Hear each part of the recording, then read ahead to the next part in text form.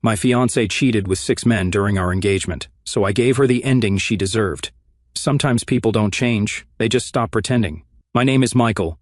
I'm 40 years old, and I work as a manager at an insurance company downtown. For 3 years, I thought I had found the woman of my dreams. Mary was 34, a sweet elementary school teacher who seemed to embody everything I'd been looking for in a partner. Everyone who met her thought she was the perfect woman, kind, nurturing, patient with children, and completely devoted to our relationship. We'd been engaged for 8 months, planning our spring wedding with all the excitement and hope that comes with believing you found your forever person. I remember the day I proposed like it was yesterday. We were at the botanical gardens where we'd had our first date, and when I got down on one knee, she cried happy tears and said yes before I could even finish asking the question. "I've been waiting for this moment my whole life," she whispered as I slipped the ring onto her finger. It was a 2-carat diamond that had cost me 3 months' salary, but seeing her face light up made every penny worth it. We had already secured the venue with a deposit, mailed out save-the-date cards to our loved ones, and begun the delightful task of sampling wedding cakes. Mary's enthusiasm for our shared future mirrored my own, her eyes sparkling as she spoke endlessly about potential honeymoon spots, perhaps a sun-drenched beach in Bali or a cozy cabin in the Swiss Alps, and the number of children we'd one day welcome into our home. She'd flash her engagement ring at every opportunity, proudly displaying the sparkling band of friends, family, and even strangers who caught her infectious joy. On social media, she shared radiant photos of the ring, captioning them with heartfelt declarations like feeling like the luckiest girl alive. Each post warmed my heart, reinforcing my belief that I was the fortunate one, blessed to have her by my side. Every moment felt like a step toward a dream we were building together. Mary's laughter filled our cake tastings, her preferences for chocolate ganache over vanilla buttercream shaping our choices. We'd sit together, poring over travel brochures, imagining lazy mornings in far-off places. Her excitement was contagious, and I found myself caught up in the magic of it all, certain that our life together would be nothing short of extraordinary. But looking back now, I realized that while I was planning our life together, Mary was planning something entirely different. The woman I thought I knew, the woman I was preparing to promise my life to, was living a double life so elaborate and calculated that it makes my head spin just thinking about it. The first sign something was wrong came about 2 months before Halloween. Mary started spending a lot more time on her phone, but not in the way people usually do when they're scrolling social media or reading news. She would get text messages and immediately smile this secretive little smile, then type back furiously with her phone angled away from me. When I'd ask who she was texting, she'd say it was her sister or her teaching colleagues, but something about her tone felt off. Then she started taking her phone into the bathroom with her, something she'd never done before. She'd also put it face down during dinner, which was weird because we'd always been the kind of couple who shared funny memes and videos with each other throughout meals. When I mentioned the change, she laughed it off and said she was trying to be more present, but the explanation felt forced. The phone calls started happening too. She'd step outside to take them, saying it was work-related, but I could hear her laughing through the window in a way that seemed too casual for professional conversations. When she'd come back inside, I'd ask about the call, and she'd give vague answers about parent conferences or curriculum planning that didn't quite add up.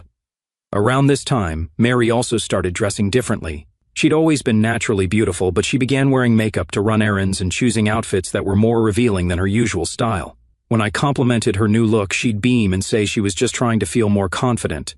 But there was something in her eyes that made me wonder who she was really dressing up for.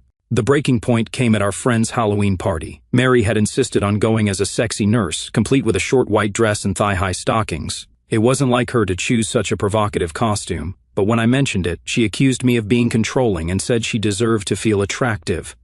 I backed down because I didn't want to fight, but something felt wrong about the whole situation. At the party, Mary was glued to her phone more than ever. Every few minutes she'd check it and get that same secretive smile. She'd disappear to the bathroom frequently, always taking her phone with her, and each time she'd come back looking flushed and excited. When people tried to talk to her, she seemed distracted, like her mind was somewhere else entirely. Around midnight, I noticed she was texting someone named Bozo Bob, a name I'd never heard before. When I asked who that was, she quickly closed her phone and said it was just a funny nickname her students had given to a substitute teacher. But why would she be texting a substitute teacher at midnight during a Halloween party? At 3 in the morning, just as the party was winding down and we were getting ready to leave, Mary's phone rang. She answered it immediately, stepping away from me to take the call. When she came back, she looked panicked. "I have to go," she said, grabbing her purse. "Jessica is having a crisis and needs me to come over right away." Jessica was Mary's best friend from college, and they were close, so it seemed plausible that she'd need Mary's help with an emergency. But something about Mary's demeanor felt off. She seemed excited rather than concerned, and she was in such a hurry to leave that she barely said goodbye to our friends. "I'll come with you," I offered, but she quickly shut that down. No, it's girl stuff." She specifically asked for just me. "I'll text you when I get there safe." I watched her drive away, feeling uneasy but not sure why. When I got home an hour later, I still hadn't heard from her. I tried calling, but her phone went straight to voicemail. I texted asking if everything was okay but got no response. By 6 in the morning, I was genuinely worried. Mary still hadn't come home or responded to any of my messages. I decided to call Jessica directly to check on the situation. What Jessica told me made my blood run cold. Crisis? What crisis? I was asleep by 11 last night. I haven't talked to Mary in weeks. My hands started shaking as I hung up the phone. Mary had lied to me. She'd left the party at 3 in the morning to go somewhere else, and she'd made up an elaborate story to cover her tracks. But where had she gone? And who was she with? I spent the rest of that morning pacing around our apartment, trying to come up with innocent explanations for what had happened. Maybe there had been a misunderstanding. Maybe Mary had gone to help a different friend and just gotten confused about the name. Maybe she'd gotten too drunk and decided to sleep it off somewhere safe rather than drive home.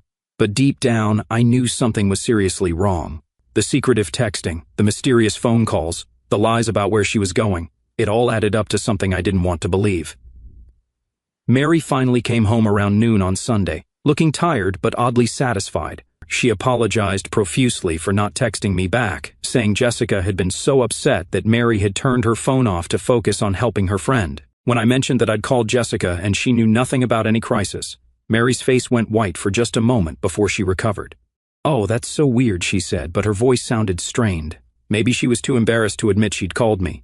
You know how she gets about her personal problems. The explanation felt flimsy, but I wanted to believe her so badly that I almost convinced myself it made sense. Almost. That evening, while Mary was in the shower, I made a decision that would change everything. I picked up her phone, which she'd left charging on the nightstand. I'd never snooped through her phone before. We'd always trusted each other completely. But something was telling me I needed to know what was really going on. What I found was worse than anything I could have imagined. There were hundreds of text messages with multiple men whose names I didn't recognize. The conversations ranged from flirty to explicit, and some included photos that made my stomach turn. But the worst part was the conversation with Bozo Bob, which showed a months-long affair that had been going on since just after our engagement. The messages revealed that Mary had been using dating apps throughout our entire engagement, not just chatting with men but actively meeting up with them. Bozo Bob wasn't a substitute teacher. He was a 38-year-old divorced bartender who lived across town. The messages between them were intimate and sexual, full of inside jokes and references to times they'd spent together. But it got worse, much worse. As I scrolled through more messages, I discovered that Mary wasn't just cheating with Bob. She was simultaneously carrying on relationships with at least 4 other men, all of whom seemed to think they were her only affair partner.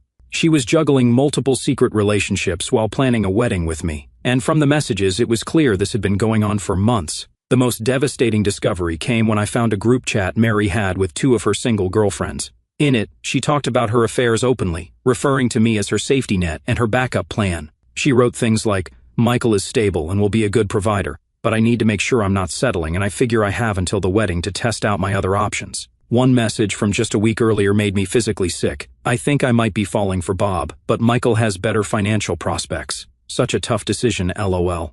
She was treating our engagement like an insurance policy while she shopped around for someone better.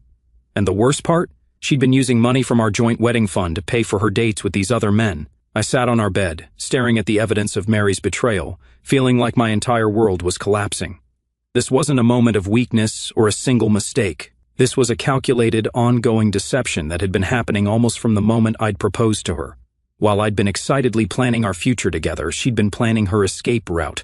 The shower was still running, so I quickly took screenshots of the most damning conversations and sent them to my own phone. My hands were shaking so badly I could barely operate the camera, but I knew I needed evidence of what I'd found. By the time Mary came out of the bathroom, I was sitting on the couch pretending to watch TV, but my mind was racing with what to do next. Over the next few days, I became a master of deception myself. I acted completely normal around Mary, continuing to discuss wedding plans and talking about our future as if nothing had changed. But inside, I was planning my next moves carefully. I needed more evidence, and I needed to understand the full scope of her betrayal before I confronted her. I hired a private investigator named Sarah Chen, a former police detective who specialized in infidelity cases. I gave her all the information I'd gathered from Mary's phone, and she promised to track Mary's movements and get concrete proof of her affairs. "I'm sorry you're going through this," she said as I left her office, "but it's better to know the truth now than after you're married." Over the next 2 weeks, Sarah provided me with detailed reports of Mary's activities. The evidence was overwhelming and heartbreaking. Mary was meeting with different men almost daily, sometimes during her lunch breaks from school, sometimes in the evenings when she told me she was grading papers or attending teacher meetings. The photos Sarah took showed Mary kissing Bob outside a restaurant, holding hands with another man at a coffee shop, and getting into cars with men I'd never seen before. She had an entire secret life that I knew nothing about, and she was apparently very good at keeping all her affairs separate from each other. But the most devastating discovery came when Sarah followed Mary to a jewelry store. Security footage showed Mary pricing engagement rings with Bob, apparently discussing upgrading from my ring to something more expensive. She was literally shopping for my replacement while still wearing the ring I'd given her. The final straw came when Sarah showed me bank records proving that Mary had been using our joint account to pay for hotels, dinners, and gifts for her affair partners. She'd spent over $3,000 of our wedding money on other men, money we'd been saving for months to make our special day perfect. I realized then that Mary wasn't just cheating on me, she was stealing from me. She was using my love, my trust, and my money to fund relationships with men she was considering leaving me for. The woman I thought I was going to marry was actually a con artist who saw me as a mark. After 2 weeks of surveillance, I had enough evidence to fill a binder. Photos, bank records, copies of text messages, detailed timelines of her meetings with various men. Everything I needed to prove that Mary had been living a double life throughout our entire engagement. The hardest part was deciding how to confront her. Part of me wanted to expose her publicly, to let everyone know what kind of person she really was. But mostly, I just wanted answers. I wanted to understand how someone could lie so easily, how someone could plan a wedding while actively looking for ways to avoid going through with it. I decided to confront her on a Tuesday evening in November. I'd prepared everything carefully, printed out the most damning evidence, organized it chronologically, and practiced what I was going to say. When Mary came home from what she'd told me was a faculty meeting, but what I knew was actually a dinner date with a man named Derek, I was ready.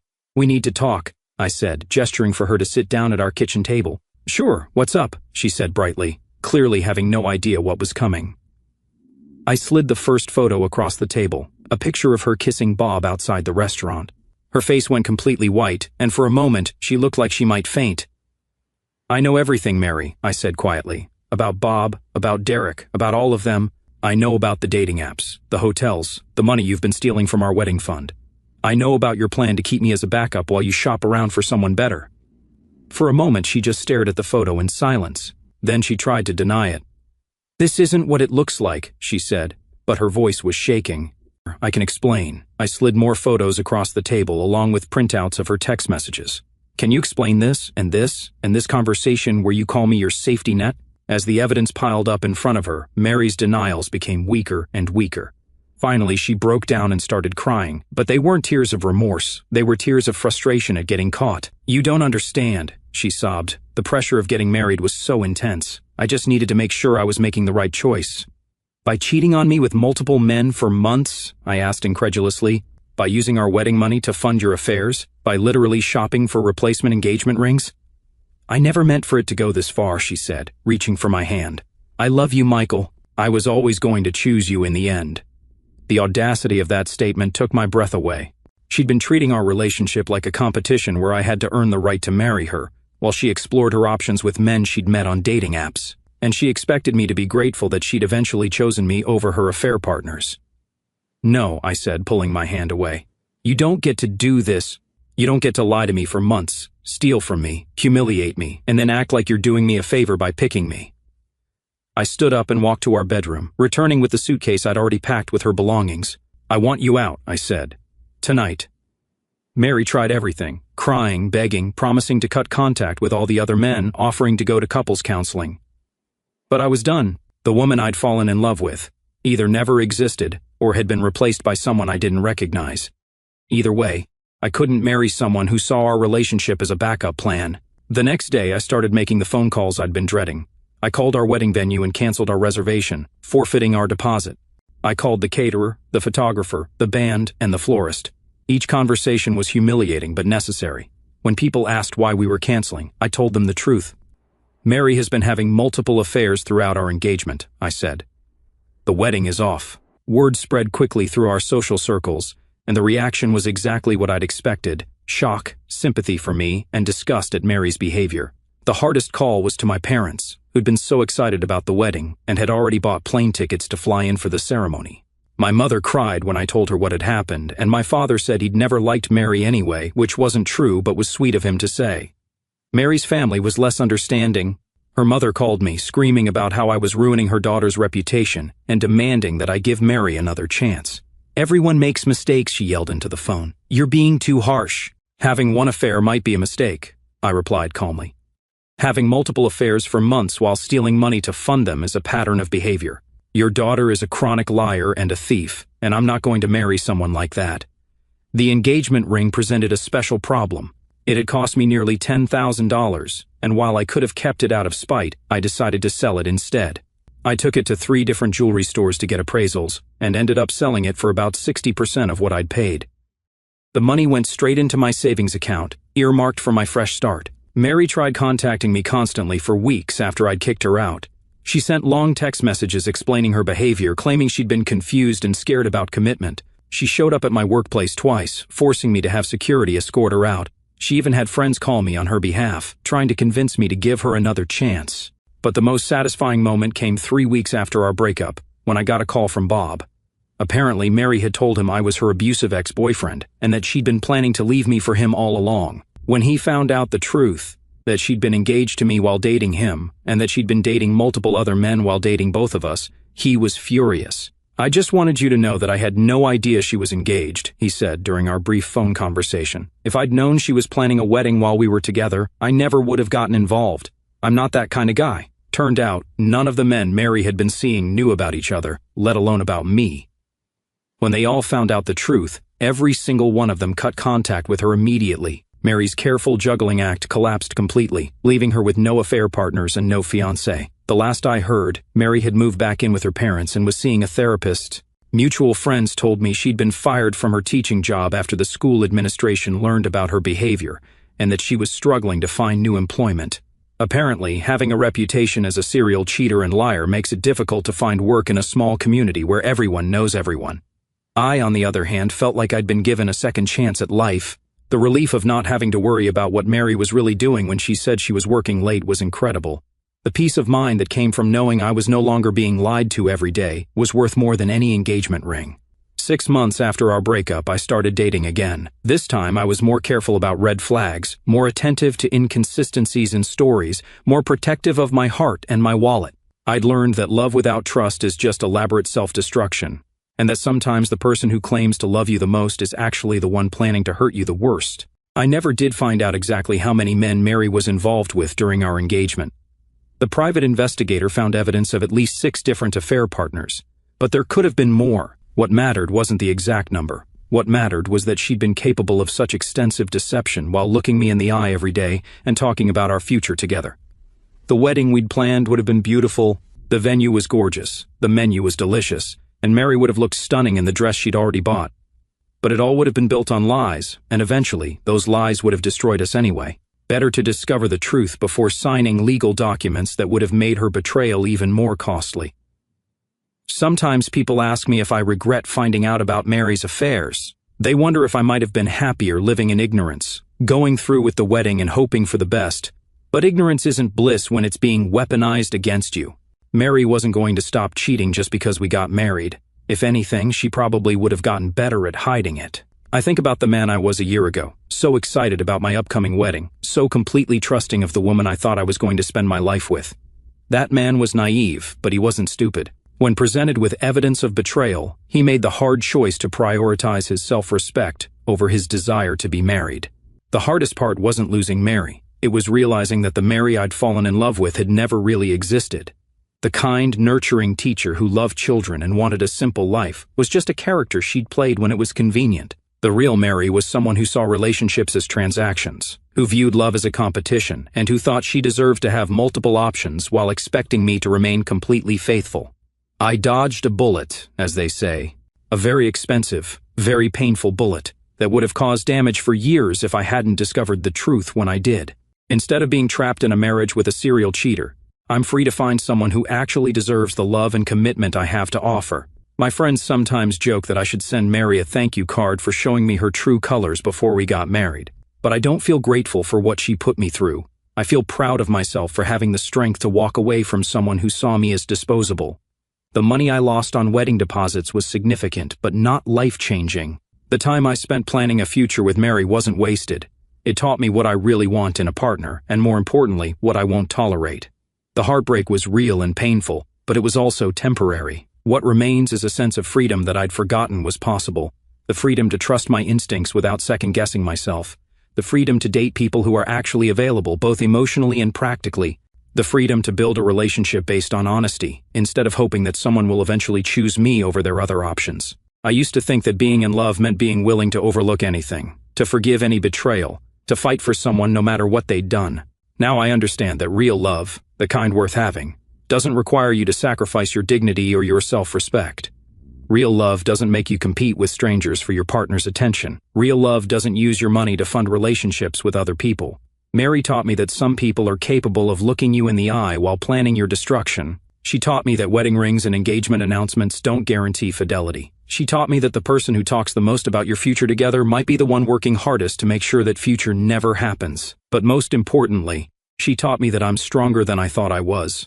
Strong enough to demand better. Strong enough to walk away from someone who didn't value what I had to offer. Strong enough to start over rather than settle for someone who saw me as a consolation prize. I was once a man who was about to marry someone who was actively betraying him. Today, I'm a man who chose self-respect over false hope, who chose truth over comfortable lies, who chose freedom over the illusion of security. And that man is someone I'm proud to be.